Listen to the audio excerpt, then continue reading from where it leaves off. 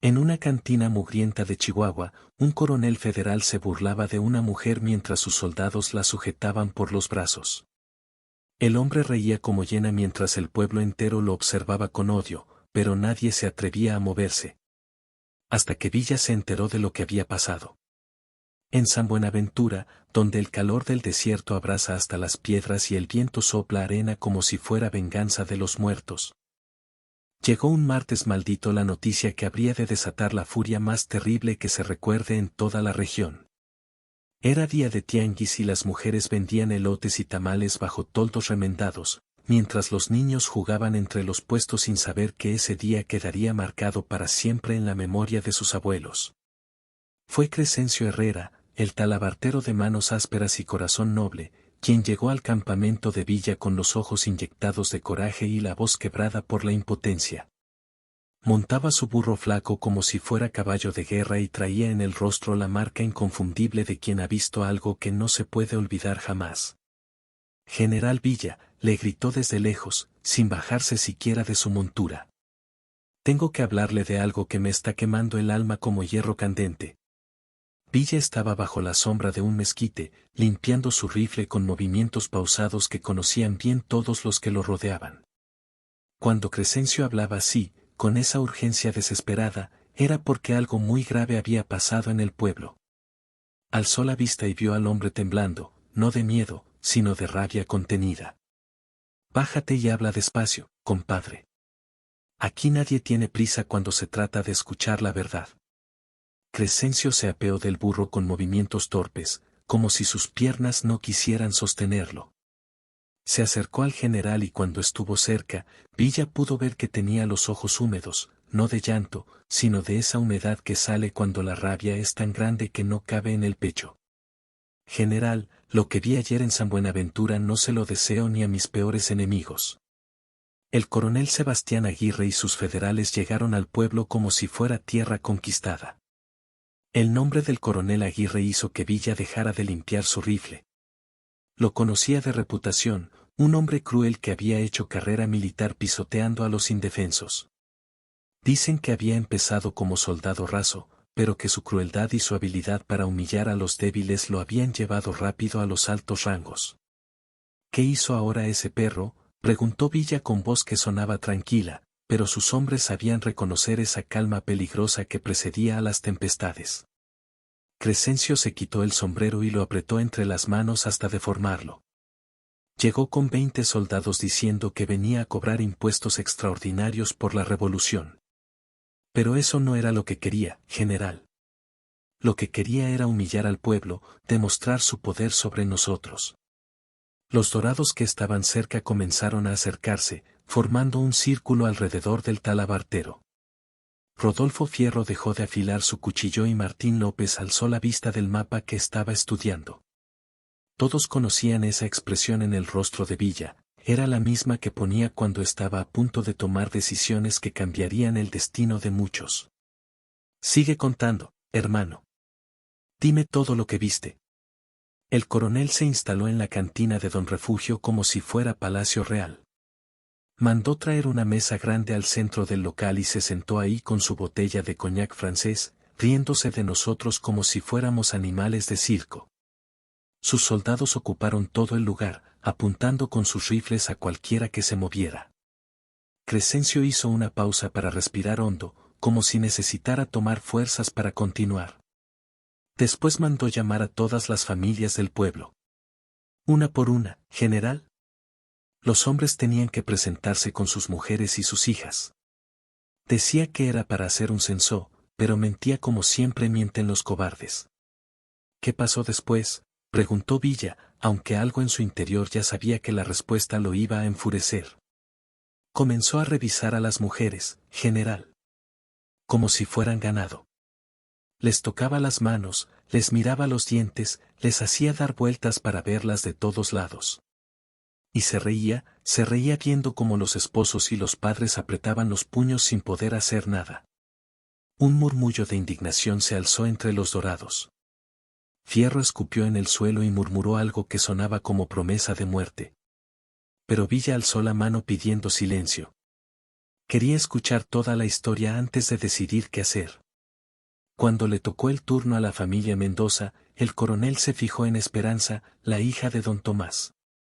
Una muchacha de apenas 17 años, bonita como flor de mayo, que se acababa de casar con Joaquín Morales, el hijo del herrero.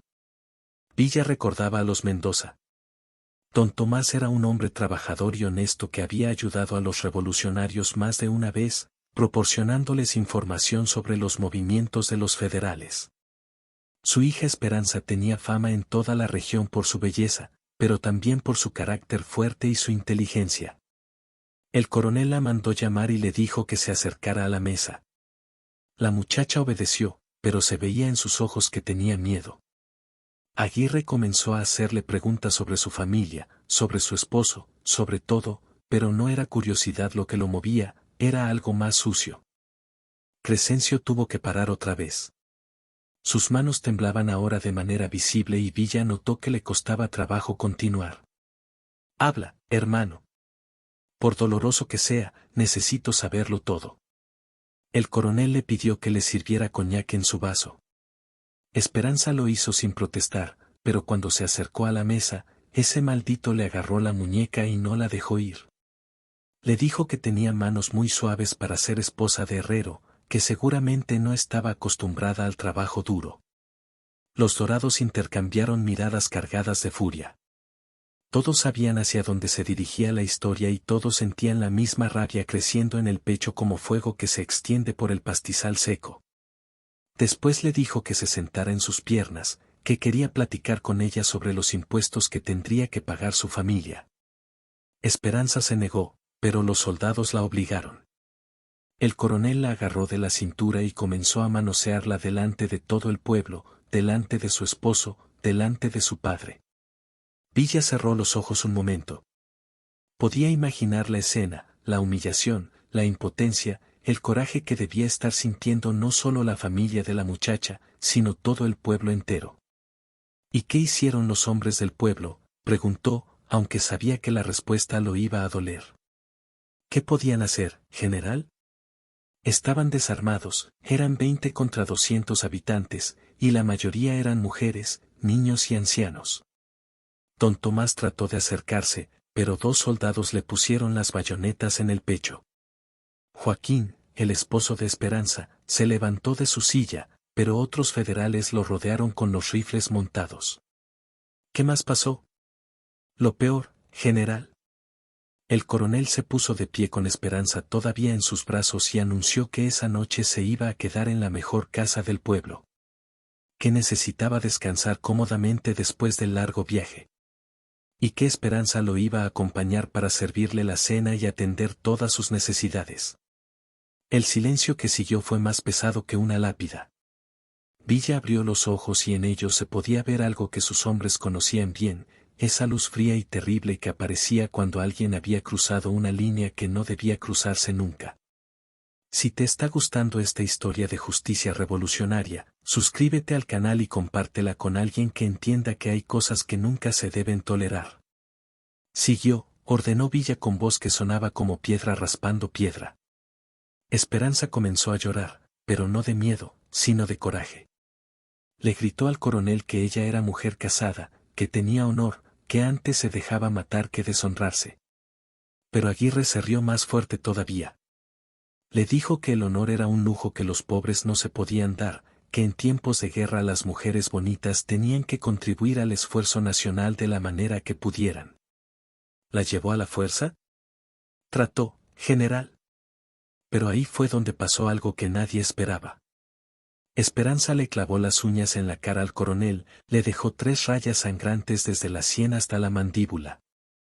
Después le escupió en los ojos y le gritó que ella prefería morir antes que ser tocada por un cobarde que solo sabía abusar de los indefensos. Por primera vez en todo el relato, Crescencio sonrió un poco.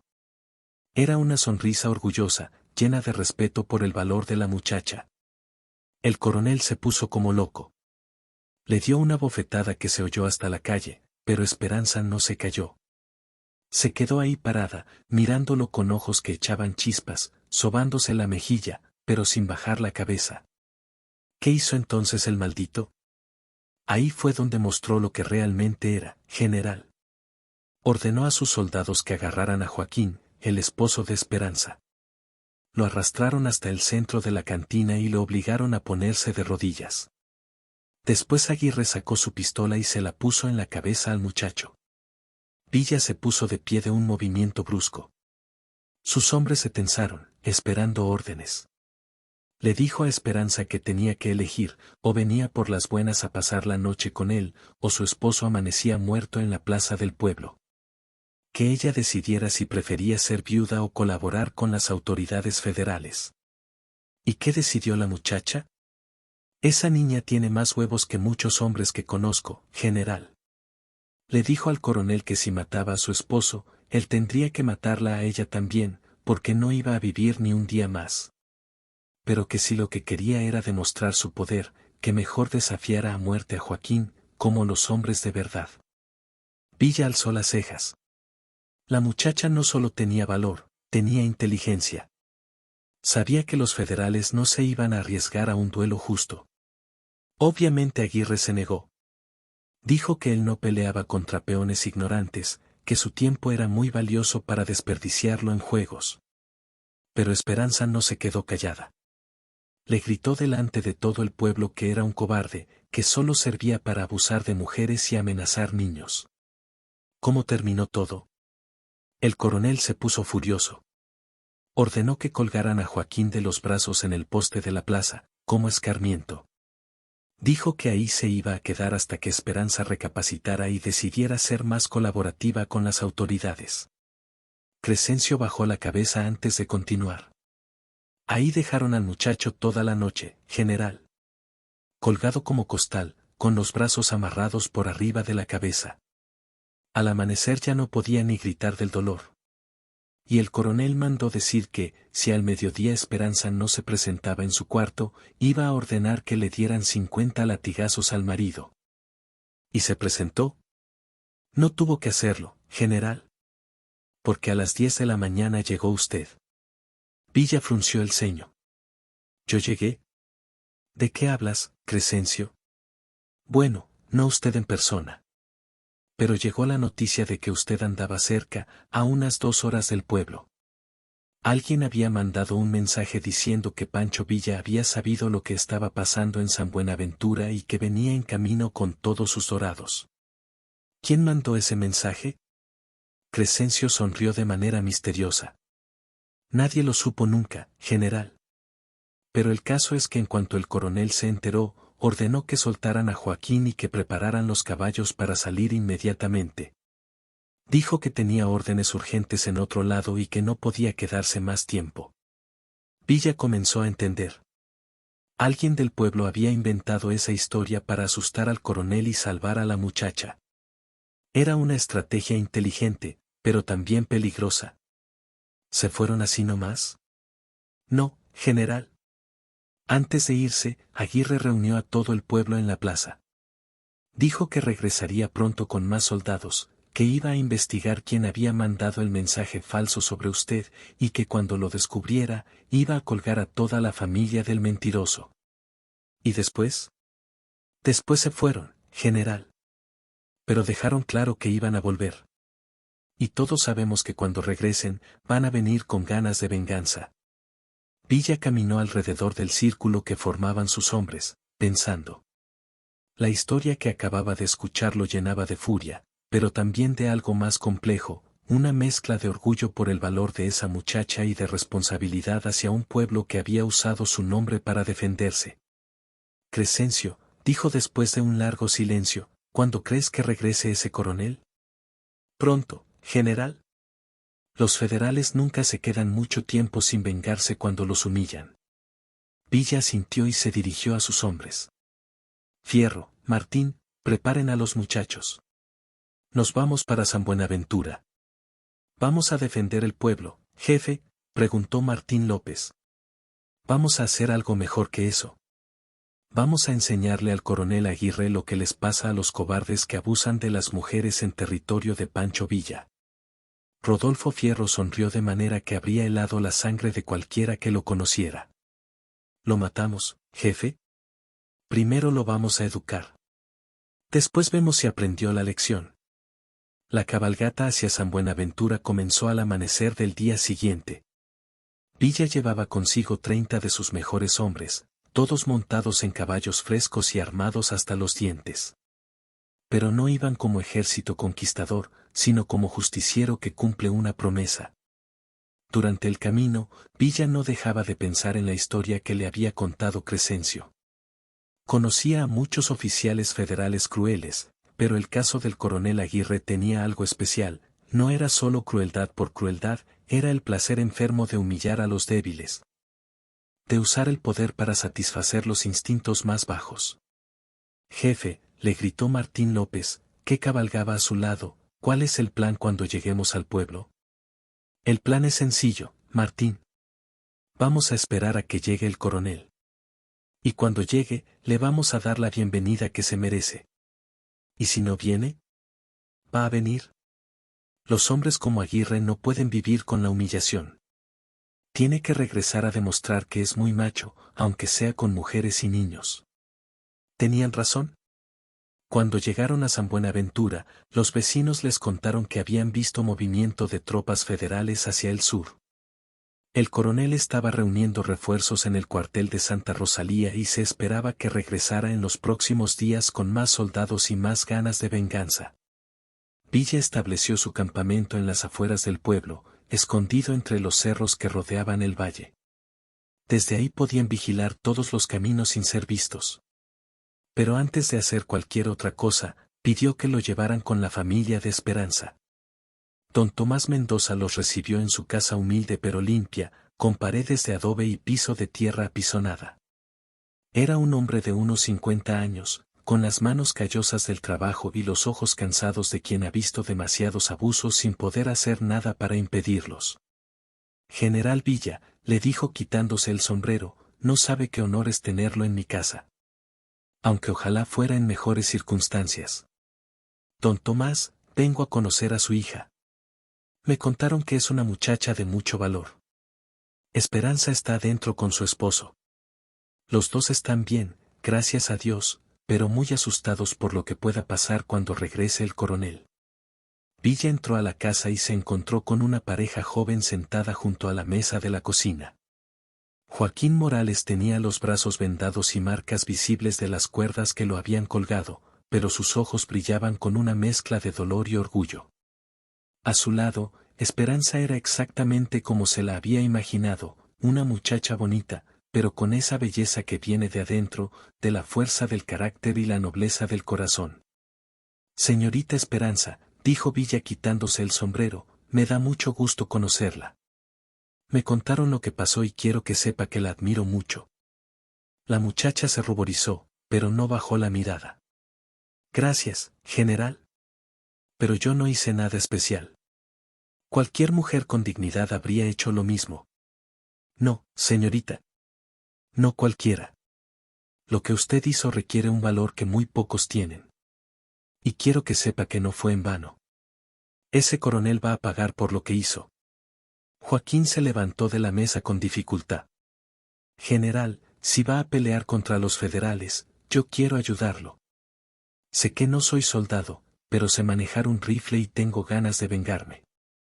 Villa lo miró con respeto. El muchacho tenía agallas, a pesar de estar lastimado. Joaquín, tu valor no está en duda. Pero tu lugar está aquí, cuidando a tu esposa. Yo me encargo del coronel. 3 días después, las vigías de Villa reportaron una nube de polvo acercándose por el camino del sur. El coronel Aguirre regresaba como habían predicho, pero esta vez traía consigo más de 50 soldados federales. Venía preparado para guerra. La columna federal entró a San Buenaventura como conquistadores.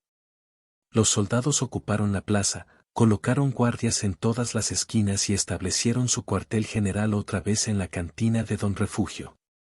El coronel Aguirre lucía más arrogante que nunca, con un uniforme nuevo lleno de condecoraciones y una pistola con cachas de plata que brillaba al sol. Habitantes de San Buenaventura, gritó desde el centro de la plaza, he regresado para cumplir mi promesa. Alguien en este pueblo me mintió, me engañó haciéndome creer que Pancho Villa venía hacia acá. Quiero que sepan que esa mentira va a costar muy cara. Los vecinos se habían reunido en la plaza por obligación, pero mantenían las cabezas bajas y evitaban mirarlo directamente. Todos sabían que esta vez las cosas iban a ser peores que la vez anterior. Voy a dar una oportunidad al mentiroso, continuó el coronel. Si se presenta voluntariamente y confiesa su engaño, solo lo voy a fusilar a él. Pero si no aparece en una hora, voy a empezar a colgar gente hasta que alguien me diga quién fue. Desde su escondite en los cerros, Villa observaba la escena con un catalejo. Podía ver la arrogancia del coronel, el miedo del pueblo, la prepotencia de los soldados federales. Era hora de actuar. Muchachos, les dijo a sus dorados, llegó el momento de presentarnos en sociedad. El plan era simple pero efectivo. Villa y 10 de sus hombres bajarían por el camino principal, como si realmente acabaran de llegar de un viaje largo. Los otros 20 dorados se colocarían estratégicamente alrededor del pueblo, listos para actuar cuando fuera necesario. A las 2 de la tarde, cuando el sol pegaba más fuerte, se escuchó el galope de caballos acercándose a San Buenaventura. Los federales que hacían guardia en la entrada del pueblo vieron acercarse a un grupo de jinetes armados encabezados por un hombre de bigote espeso montado en un caballo moro. «Es Pancho Villa», gritó uno de los soldados, y el grito se extendió por todo el pueblo como reguero de pólvora. Villa entró a la plaza al paso, sin prisa, como si fuera el dueño del lugar. Sus 10 acompañantes lo siguieron en formación cerrada, con los rifles listos, pero no apuntando a nadie específico. El silencio que se hizo fue tan profundo que se podía escuchar el viento moviendo las hojas de los álamos. El coronel Aguirre salió de la cantina con paso rápido, tratando de parecer seguro de sí mismo, pero Villa pudo notar el nerviosismo en sus movimientos. Se plantó en el centro de la plaza con las piernas abiertas y la mano derecha cerca de la pistola. «Pancho Villa», gritó con voz que trataba de sonar autoritaria, «estás arrestado por sedición, asesinato y robo. Ríndete inmediatamente o mis hombres van a disparar». Villa desmontó despacio, con movimientos calculados que todos pudieron ver. Cuando sus botas tocaron el suelo polvoriento de la plaza, sonrió de manera que hizo que al coronel se le secara la boca. «Coronel Aguirre», dijo con voz que se escuchó claramente a pesar de la distancia, «me da mucho gusto conocerlo por fin. Me han contado muchas cosas sobre usted. No tengo nada que hablar contigo, bandido. Soldados, preparen armas». Los federales alzaron sus rifles, pero Villa alzó la mano derecha en señal de paz. «Espere, coronel. No vine a pelear. Vine a hablar». ¿No le da curiosidad saber por qué? Aguirre dudó un momento. La curiosidad pudo más que la prudencia. «Habla rápido, Villa. No tengo tiempo para juegos. Me contaron que estuvo usted por aquí hace unos días. Que trató muy mal a los vecinos, especialmente a las señoras. Cumplí con mi deber. Cobré impuestos y mantuve el orden. ¿Le parece que abusar de las mujeres es mantener el orden?» El coronel se puso rojo de furia. «Yo no abusé de nadie. Solo discipliné a unos revoltosos que no querían cooperar con las autoridades legítimas». Villa se acercó un poco más, hasta quedar a unos 10 metros del coronel. «Coronel, me parece que usted y yo tenemos ideas muy distintas sobre lo que significa ser hombre. ¿Le gustaría que lo pusiéramos a prueba? ¿Me estás desafiando? Le estoy dando la oportunidad de demostrar si es tan valiente con los hombres armados como lo es con las mujeres indefensas». El insulto fue directo y claro. Todos en la plaza lo escucharon y entendieron. El coronel ya no podía echarse para atrás sin quedar como cobarde delante de sus propios soldados. «Acepto tu desafío, bandido. Pero va a ser a mi manera». «¿Cuál es su manera?» «Duelo a pistola. 10 pasos, nos damos vuelta y disparamos. El que quede vivo se queda con el pueblo». Villa asintió. «Me parece justo. Pero yo pongo una condición». «¿Cuál?» «Si yo gano, usted y sus hombres se van del pueblo y no regresan nunca. Y antes de irse, le pide perdón a la señora Esperanza delante de todo el mundo». El coronel se carcajeó. «¿Y si gano yo?». Si usted gana, yo me entrego y mis hombres se van en paz. Era una apuesta alta, pero Villa sabía que tenía ventaja. Había visto cómo se movía el coronel, había notado que su pistola estaba más para presumir que para usar, y sobre todo, sabía que los cobardes nunca apuntan bien cuando sienten miedo. Acepto, dijo Aguirre. Vamos a resolver esto de una vez. Se colocaron en el centro de la plaza, espalda con espalda. Un viejo del pueblo se ofreció para contar los pasos. Los soldados federales y los dorados de Villa formaron un círculo amplio, con las armas listas por si algo salía mal. Un paso, gritó el viejo. Los dos hombres comenzaron a caminar en direcciones opuestas. 2 pasos. 3 pasos. 4 pasos. Villa caminaba tranquilo, como si fuera a misa dominical. El coronel se veía tenso, con los hombros encorvados y el paso irregular. 5 pasos. 6 pasos. 7 pasos. En el 7º paso, Villa escuchó algo que no esperaba. El coronel se había volteado antes de tiempo y estaba sacando la pistola. Villa se tiró al suelo y rodó hacia un lado justo cuando se escuchó el disparo del coronel. La bala levantó polvo donde había estado parado un segundo antes. Tramposo, gritó alguien del pueblo. Pero Villa ya estaba de pie, con la pistola en la mano. El coronel trataba desesperadamente de volver a cargar su arma, pero las manos le temblaban de nervios. Coronel, gritó Villa, usted no es solo cobarde, es tramposo. El segundo disparo de Aguirre se fue muy arriba, casi pegando en el campanario de la iglesia. Villa apuntó cuidadosamente y disparó una sola vez. La bala del general le dio al coronel en la pierna derecha, tirándolo al suelo. No era un disparo mortal, pero sí muy doloroso. Aguirre gritó y se agarró la herida mientras su sangre manchaba el polvo de la plaza. Villa se acercó despacio, con la pistola todavía en la mano. Coronel, perdió usted el duelo. Y además hizo trampa. Eso complica las cosas. Mátenme de una vez, gritó Aguirre entre dientes apretados. No lo voy a matar, coronel. Sería muy fácil. Le voy a dar algo mejor, una lección que nunca va a olvidar. Villa hizo una seña y 2 de sus dorados se acercaron con una soga. Amárrenlo bien amarrado, ordenó Villa. Pero no de los brazos. De los pies. Los hombres obedecieron. Ataron los pies del coronel con nudos que no se iban a aflojar.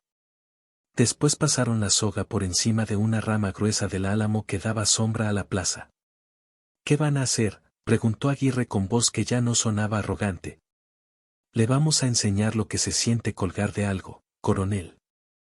Como usted le hizo al marido de la señora Esperanza. Los dorados jalaron la soga hasta que el coronel quedó colgando boca abajo, balanceándose como péndulo. Su cara se puso roja por la sangre que se le acumulaba en la cabeza, y sus gritos de humillación se escucharon en todo el pueblo.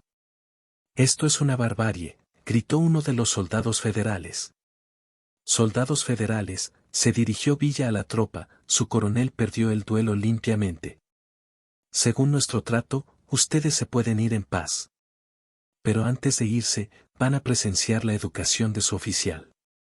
Los soldados se miraron entre sí, confundidos.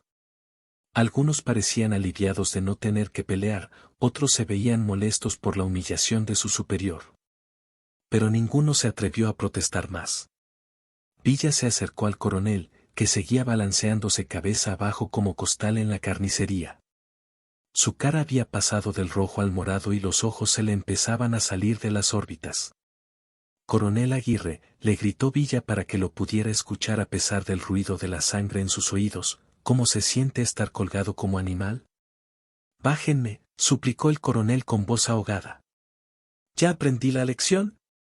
«Ah, sí». «¿Y cuál fue la lección?». «Que no debo abusar de la gente inocente». «Más fuerte». «Que todo el pueblo lo escuche». «Que no debo abusar de la gente inocente», gritó Aguirre con toda la fuerza que le quedaba. «¿Y qué más?». «Que las mujeres se respetan». «¿Y qué más?». «Que los cobardes como yo no merecen usar uniforme». Villa sonrió con satisfacción. La humillación pública estaba surtiendo efecto. Esperanza Morales, gritó hacia la multitud. Acérquese, por favor. La muchacha salió de entre la gente, acompañada por su esposo. Caminó hacia el centro de la plaza con paso firme, sin mostrar miedo ni venganza en el rostro, solo dignidad. Señora Esperanza, le dijo Villa con respeto, este hombre la faltó al respeto a usted y a su familia. ¿Qué quiere que haga con él? Esperanza miró al coronel colgando como murciélago y por un momento sus ojos mostraron algo parecido a la lástima.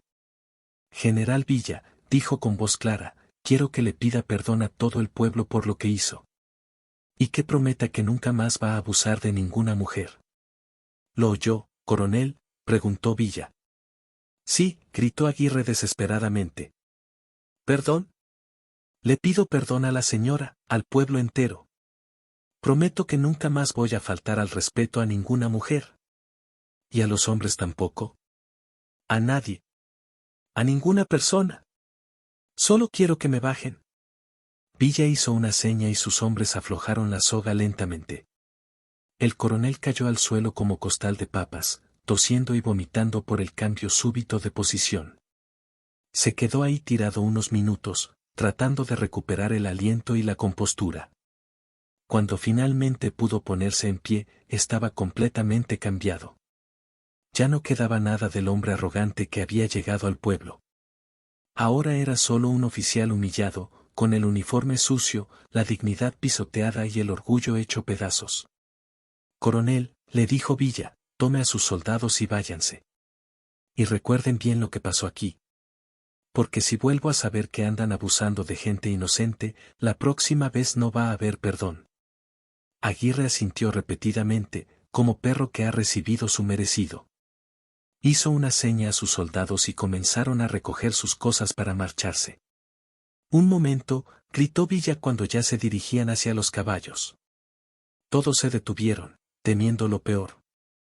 ¿Se les olvida algo? El coronel miró alrededor, confundido. No sabía qué más podía querer Villa. El saludo, dijo Villa con una sonrisa que no llegaba a los ojos.